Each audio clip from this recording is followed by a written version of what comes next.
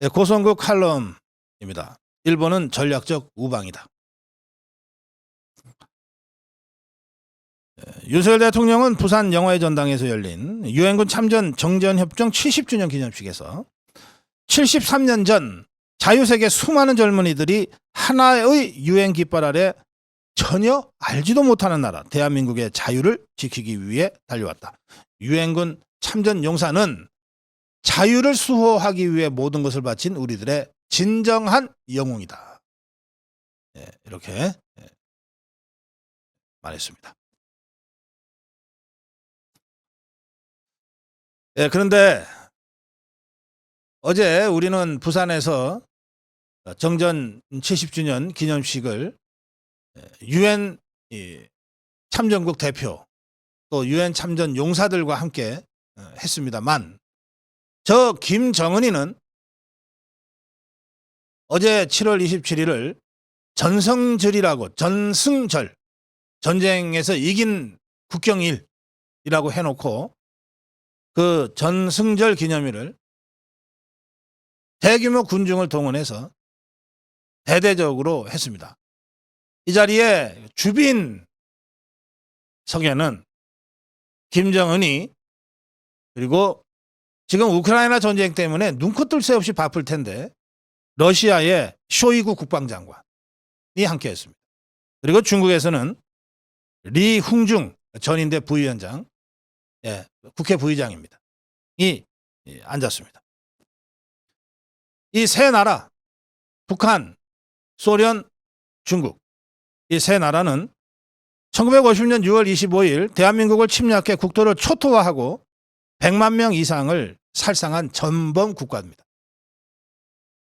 기밀이 해제된 구소련 문서들에 따르면 스탈린과 마오쩌둥과 김일성이는 6.25 전쟁 기습 남침 전에 치밀하게 작전 계획을 함께 짠 것으로 확인이 됩니다. 전범 국가의 세 나라가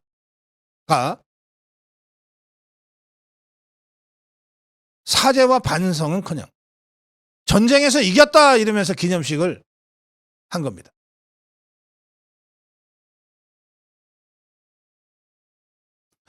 북한, 중국, 러시아의 속성은 1950년 6.25 남침 때나 지금이나 전혀 달라지지 않았어요.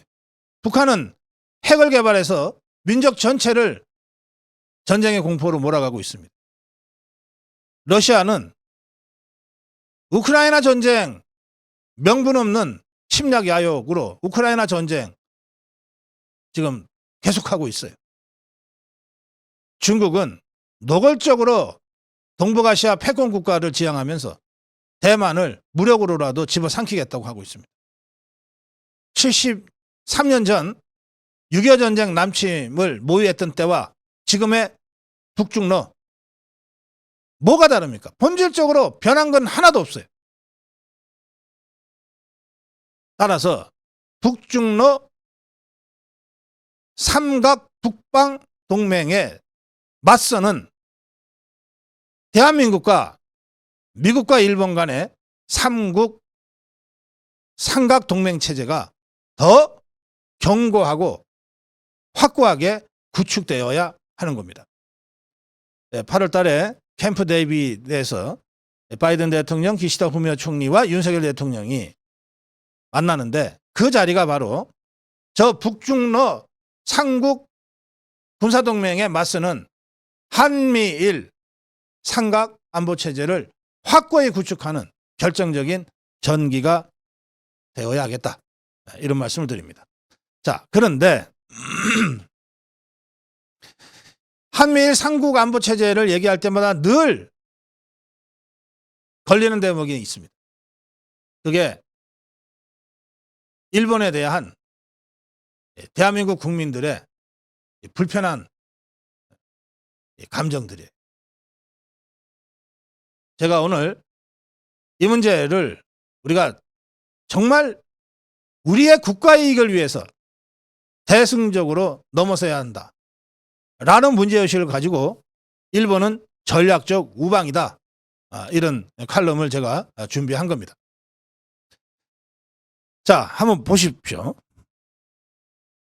지금 일본에는 한국에 주둔하고 있는 주한 미군보다 2배 가까운 한 5만 명의 주1 미군이 주둔하고 있습니다. 그 절반은 오키나와 현에 주둔하고 있습니다. 미국 입장에서는 만약에 일본이 뚫리면 곧바로 괌, 하와이, 미국 본토가 뚫리게 된다는 생각 때문에 일본은 미국의 본토를 제외하고는 가장 중요한 사수해야 될 전략적 베이스 캠프입니다. 그래서 주한미군보다 2배 가까이 되는 5만여 명의 미군 병력을 일본에 주둔시키고 있는 거예요. 그런데 이 일본에 주둔하고 있는 5만여 명의 주1 미군은 한반도의 6.25 전쟁과 같은 유사 상황이, 비상 상황이 발생할 때는 곧바로 한반도에 전개될 미군 전력으로 되어 있습니다. 우리 군의 편제가 통상적으로 3개 사단이 1개 군단으로 엮여져 있는데, 이 3개 사단은 앞에 휴전선에 2개 사단이 나가 있고 뒤에 예비사라고 해서 1개 사단이 받쳐주고 있어요. 전쟁이 터졌을 때 어느 쪽이든 뚫리면은 그 예비사가 바로 투입이 돼서 이걸 막아내야 되기 때문에 그렇습니다. 미군의 전략 구도에서는 한반도에 직접 전개되어 있는 이 2만 8천여 명의 미군, 그런데 6.25 전쟁과 같은 기습 남침과 핵미사일 공격이 있을 때 이게 붕괴될 수 있다. 그럴 때 곧바로 투입해야 될 예비병력이 바로 일본에 주둔하고 있는 5만여 명의 주1 미군들입니다.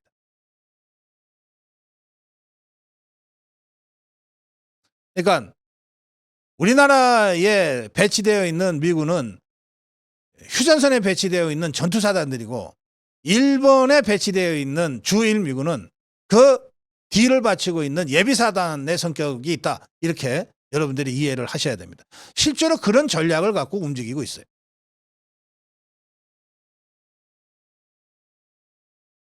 지금 주한미군의 사령관은 육군 대장입니다.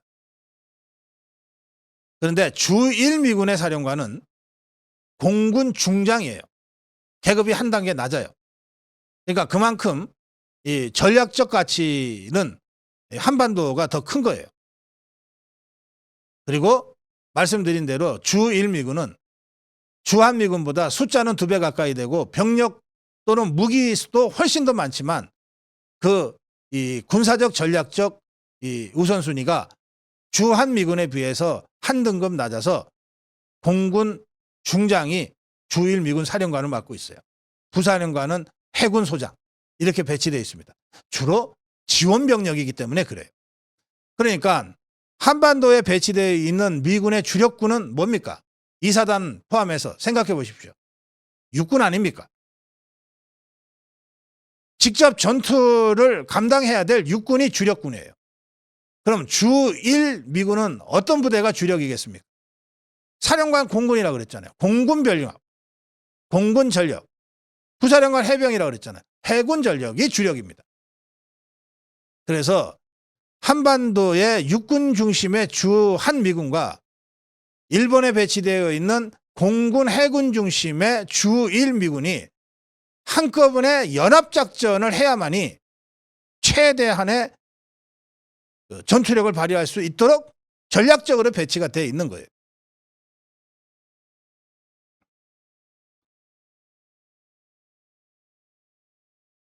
이 주1, 일본에 있는 미 육군은 병력이 2,500명 정도밖에 안 됩니다. 그런데 일본에 있는 해군은 항공모함, 로널드 레이건호를 비롯해서 수많은 수송함, 그리고 구축함, 그리고 핵 추진 잠수함이 3대가 일본에 상시 기항하고 있어요. 미 공군은 F-35A를 비롯해서 최첨단 전투기 폭격기들이 즐비합니다. 그리고 여기에 주일 미 해병대가 1개 사단이 버티고 있습니다. 유사시 한반도 상륙을 염두에 둔 해병대 1개 사단 배치입니다. 일본에 주둔하고 있는 미국의 공군 전력, 해군 전력, 해병대 전력, 이거는 합치면 웬만한 국가의 해공군력과 맞먹는 정도의 규모입니다. 이 부대가 뒤에서, 바로 우리 뒤에서 우리의 배후에서 베이스 캠프로서 버텨주고 있는 거예요. 일본은 우리에게 그런 존재예요.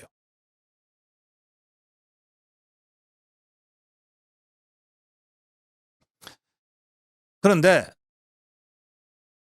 일본에 대한 우리 국민들의 이 부정적인 인식과 감정은 그것대로 굉장히 중요한 요소이기 때문에 뭐 일본하고 연합훈련 한번 한다 그러면은 저 정복주사파들이 그거 가지고서도 길길이 날뛰면서 집회하고 시위하고 하잖아요.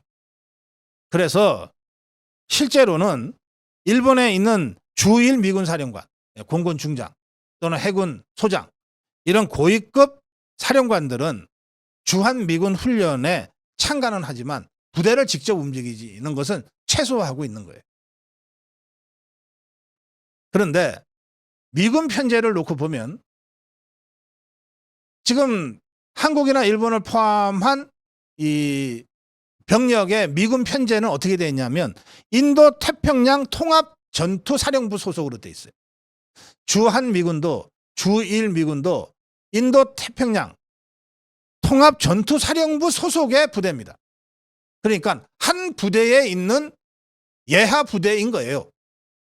따라서 주한미군과 주일미군은 우리 입장에서는 주한미군밖에 안 보이죠. 주일미군, 일본의 미군이 얼마나 주둔했는지 제가 설명하기 전에는 별로 생각도 안 했었을 것 아닙니까? 우리 입장에서는 별로 보이지도 않고 관심도 안 갖는 거지만, 그러나 미군의 입장에서는 인도 태평양 통합전략사령부 산하에 주한미군도 있고 주일미군도 있는데, 주한미군은 육상전투 중심의 2만 8천여 명, 주일미군은 해공군 중심의 5만여 명, 그리고 각종 항공모함, 핵잠수함, 그리고 전략폭격기, 이런 것들로 쫙 되어 있다는 거예요. 이걸 통합 운영을 해야만이 비로소 미군이 제대로 기동할 수 있고 전투력을 최고조로 발휘할 수 있는 겁니다. 미군의 전략 지도 속에는 주한미군과 주일미군은 유기적으로 연동되어 있는 겁니다. 그런데도 우리는 일부 정복주사파들의 선동에 의해서 반일이 어쩌고 뭐가 어쩌고 계속 그런 식으로 해코지를 해왔던 거예요. 미국이 얼마나 답답했겠어요. 저 한반도 지키려면 주한미군과 주일미군이 전력이 유기적으로 통합 운영돼야 되는데, 한국 사람들이 이런 상황도 잘 모르고 맨날 일본 대사관 앞에 가서 위안부 상 갖다 놓고 집회하고 시위하고 데모하고 외교문서 파기하면서 한일 관계를 극단적으로 갈등으로 몰아넣고, 야, 이거 어떡하냐? 이런 답답함이 미국 국무부, 국방부, 그리고 인도태평양 통합사령부 지휘자들한테 얼마나 컸겠습니까?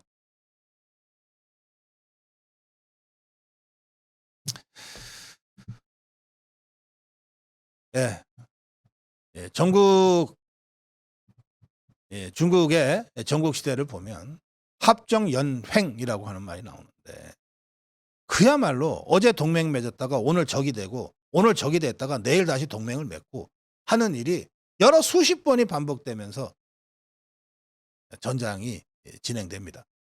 영국의 피트라고 하는 수상은 일찍이 이런 말을 한 적이 있어요.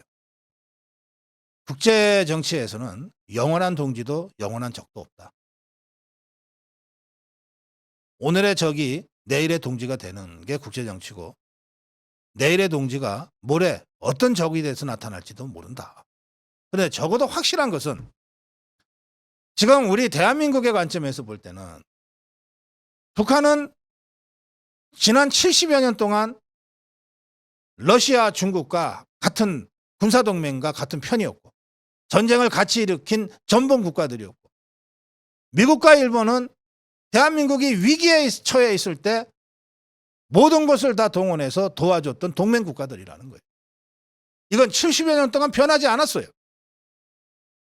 그리고 지금도 우리가 우리의 안보를 결정적으로 의지하고 있는 동맹국 미국의 군사전략 지도 속에서 보면 한국의 주한미군과 일본의 주일미군이 그 전력이 통합적으로 운영돼야만 대한민국을 제대로 보호할 수 있다고 하는 것이 명확화합니다. 자, 그렇다면 이제 우리가 일본을 어떻게 봐야 되겠습니까? 그냥 가깝게 있는 나라니까 잘 지내자 이런 차원의 문제가 아니에요. 일본은 한반도 방어에 전략적으로 중요한 나라인 겁니다. 미국 못지않게 중요한 나라예요. 휴전선에 GP들이 설치되어 있습니다. 한 개 중대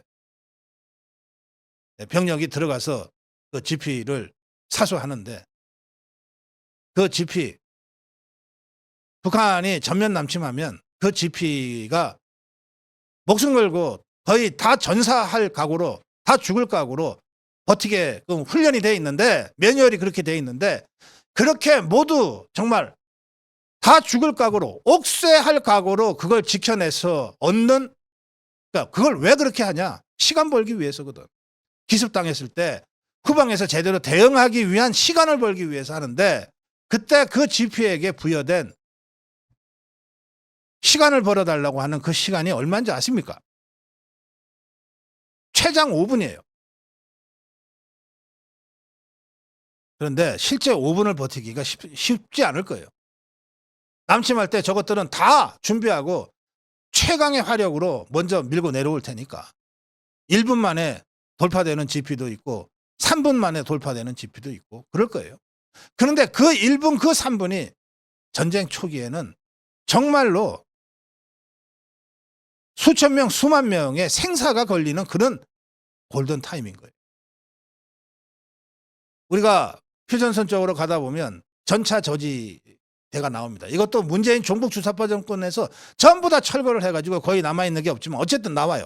지금도 가끔 있는데 그거 무너뜨려가지고 전차 저지시키는데 얼마 저지시킬 것 같습니까? 그거요. 1분도 안 걸려요. 그거 돌파하고 나오는데. 그런데 그 1분이 우리에게는 정말 수천 명 수만 명의 목숨이 걸린 1분인 거예요. 전쟁은 그렇습니다. 현대전은 그 스피드가 그래요. 그런데 그 1분을 지키기 위해서 그 1분을 벌기 위해서 우리 수십 명 수백 명의 장병들이 목숨을 던지고 그 전선을 사수할 건데 일본의 주일미군이 해 공군력이 있는 것과 저 괌 하와이 쪽에 있는 것은 적어도 수십 분의 차이가 난다고. 1시간 2시간의 차이가 난단 말이에요. 괌에서도 뜰 수 있고 하와이에서도 뜰 수 있지만 오키나와 기지나 후테마 기지 같은 데서 미군의 전략폭격기나 전투기들이 떴을 때 거기서 1시간을 절약한다면 우리 군 수만 명 수십만 명 우리 국민의 생명을 건질 수 있다는 거예요. 왜 일본에 있는 주일미군 5만여 명이 우리에게 전략적으로 중요한가? 이건 여러분들의 목숨이 직접 걸려있는 문제이기 때문에 그래요. 그런데도 여전히 저 종북 주사파들의 괴담과 선동대로 일본을 계속 적대시하고 배관시하고 이런 세태를 그냥 놔둬야 되겠습니까?